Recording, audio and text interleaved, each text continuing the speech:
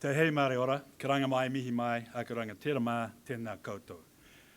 Great to be here, ladies and gentlemen. Thank you very much for your attention. You're a very attentive audience. I can see that already. I've had a bit of work done on my hips, so that's the why it's hard to sit down for me at the moment. But I wanted to just spend my 8 to 12 minutes talking about looking forward, talking about the fact that we're dealing with this enormous event in our community, this 30 to $40 billion event, that we're starting to come to terms with the enormity of that, although I'm not sure all of us understand what that means, the scale of this rebuild means. We're starting to come to terms with the timeframes. Not sure we all recognise just quite how long those timeframes are going to be. We're starting to come to terms with the fact that we are locking ourselves in to the biggest economic development opportunity this country has ever seen by a country mile, the biggest opportunity this country has ever seen by a country mile. And we're starting to appreciate that we can all be part of that. I'm not sure we're still in a space where we all know we're going somewhere new. You know, there's always this propensity for people to try and go back to where we were, try to go back to what used to be.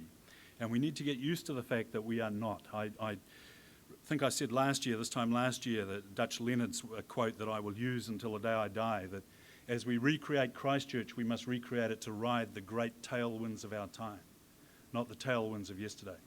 And I think we need to constantly remind ourselves of that. We are going somewhere new, and we need to really play to our strengths in going somewhere new. You know, there are some risks that face us, and they're unusual risks. One of the risks is the strength of our community. You know, Mark has just said that we all worked so well together in a post-earthquake environment. You betcha we did. We picked up each other's bricks, we picked up each other's books, we helped each other enormously in that post-earthquake environment. But that strength can be a weakness. You know why? Because we want to own everything that goes on in this community. We want to be part of every decision that's taken. We want to have ownership of everything that goes on. And Bob Parker's just gone to a meeting now about the ownership of the cathedral, the community ownership of the cathedral. And that strength can be a weakness, because that strength can mean that we get so involved in relitigating everything, we get ground down, and we get into inertia, a sort of a cauldron of inactivity, simply because we have such a strong belief in our community. And that's a real irony. That is a real conundrum.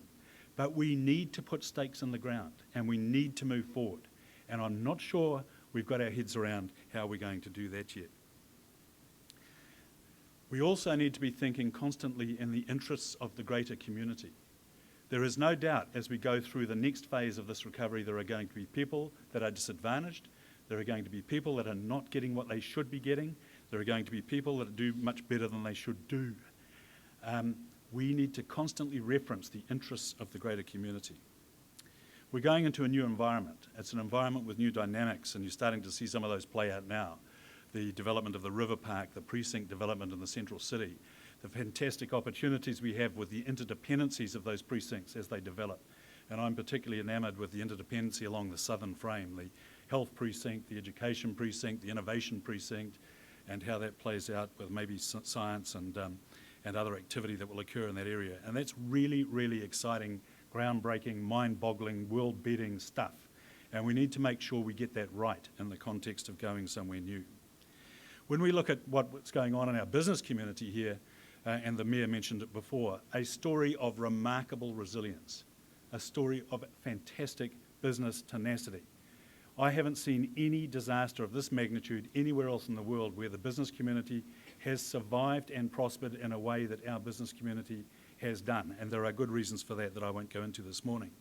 But that resilience puts us in a really good place for the future. The Mayor mentioned that our economy is growing at 7.5%. Auckland's growing at 2.4%. We have 2 percentage points lower unemployment than the rest of New Zealand. And we're just at the beginning.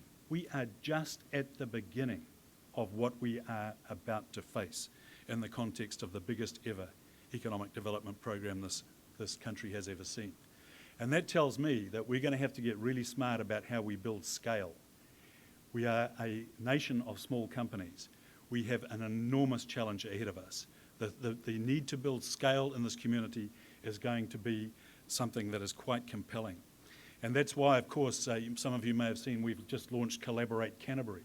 Collaborate Canterbury is how we get companies outside Christchurch to work with companies inside Christchurch to build scale in this recovery. The companies outside Christchurch provide the scale, the companies inside Christchurch provide the opportunity. And we need to make sure that that collaborative relationship works together. And of course that provides benefits outside Christchurch too. Let me reassure you, there is enough benefit here for all of us in that $30 to $40 billion rebuild. We just surveyed our members at the Canterbury Employers Chamber of Commerce, and we like to keep an eye on what's going on so we can continue to add value to our membership in a relevant sort of a way. And the critical issues facing our companies and your companies at the moment are insurance, stress, skill shortages, lack of sales, and working capital constraints. That last one's really interesting because that last one's about growth. That last one is about how growing companies can get enough money to continue to be able to grow. And we need to look at some of the financial instruments that we've got here in Christchurch and how we can adapt those instruments and how we can create new instruments through our banking activity in particular to support growing companies in a growing environment. Absolutely critical, because that is a constraint that is coming on to this economy really quickly. And it's another conundrum. Here we are in an economy that's growing at 7.5% and our companies are running out of money. Interesting. And we need to get our heads around that. What we're also finding is that the businesses that have already adapted to the new environment, the businesses that have changed the way they do things, the businesses that understand we are now not operating as we used to operate, are doing very well. They are businesses that have decided that they are going somewhere new. They will ride the great tailwinds of their time. And we need to make sure that happens right across our community, not just in the business community. And we need to make sure that it happens right across the business sector, because it is only some businesses so far that have made that adaptation.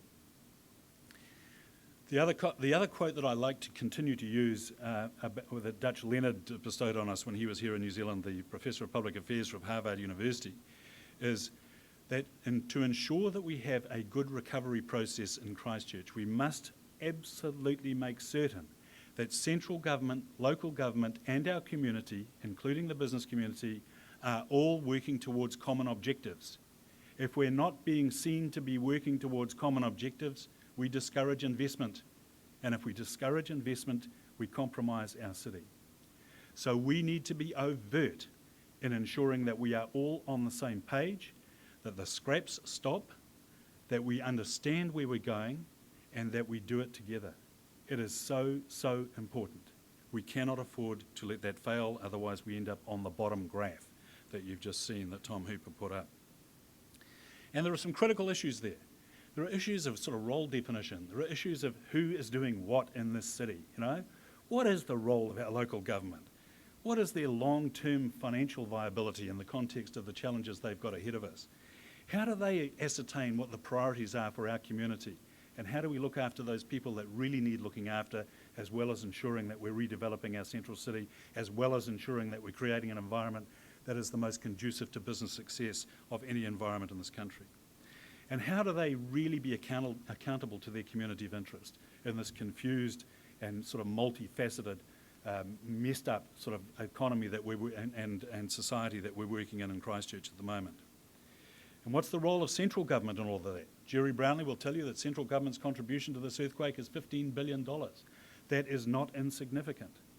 So how do we make sure that the role of central government, the role of local government, and the input that the community has is all working well towards a common objective? And there's some work to be done there. We have the plans, we've seen the plans, we know the plans are there. I'm not sure that we've got clarity on strategy yet, on how we deliver on those plans. And I'm not certain that we've really got a sense around priority in terms of where we're going in this city. The priority that we place upon the disadvantaged people that continue to suffer in our city. The priority that we place on the various pieces of infrastructure that are going to be developed in central Christchurch. The priority we place on sustainable economic growth. The priority we place on linking what happens in this city with what happens in regional Canterbury. The priority we place on the effective use of water, as Tom has just alluded to. How do we harvest and farm water in a sustainable way to recharge our rivers, to clean up our lakes, and to make water available so that we can grow our economy? And what's the priority we should be placing on that? And what is the role of central government in the wider scheme of things? I mean, we want an innovation centre in Christchurch. What is central government's role in that as opposed to our role in that? And how are we going to get some clarity of that? How do we make it all play out? How does the health precinct be developed in a way that involves the community and central government? And I guess also, what do the new social constructs look like in our city? Well, we've got people that have moved in enormous numbers throughout our city, gone to new places in the greater Christchurch. We have immigrants that are coming in increasing numbers and changing the social demographics of our community. We have the role of Ngāi Tahu and Māori and how that plays out and the concerns and welfare for their particular community, but also for the wider community interests. What's that all going to look like? Do we know? What are our priorities in terms of getting those social constructs right?